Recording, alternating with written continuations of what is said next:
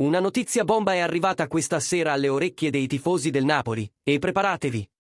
Perché quello che stiamo per rivelare farà emozionare tutti coloro che amano il nostro club.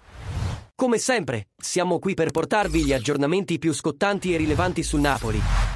Per tenervi aggiornati su tutto ciò che accade dietro le quinte. Prima di tuffarci in queste fantastiche informazioni, cogliete l'occasione per lasciare il vostro like e iscrivervi al canale. In questo modo, sarete sicuri di non perdere nessuna notizia sulla nostra squadra. Ora passiamo agli affari. Qualcosa di enorme si sta articolando nei corridoi del Napoli. Una mossa impressionante che promette di trasformare il futuro del club e di accendere ancora di più la passione dei nostri tifosi. Cosa c'è in serbo?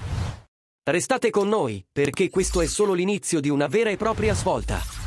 Il Manchester City si è recentemente interessato al centrocampista del Napoli Stanislav Lobotka come possibile sostituto temporaneo di Rodri, che sta recuperando da una lesione ai legamenti del ginocchio destro.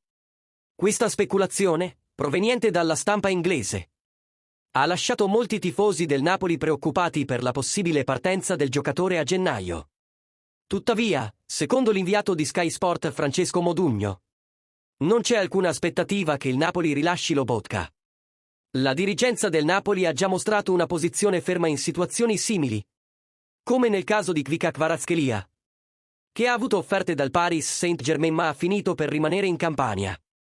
Modugno ha sottolineato che se il Manchester City dovesse davvero fare un'offerta, il Napoli dovrà reagire in maniera altrettanto determinata per garantire la permanenza del giocatore slovacco, che è un elemento fondamentale della squadra di Antonio Conte.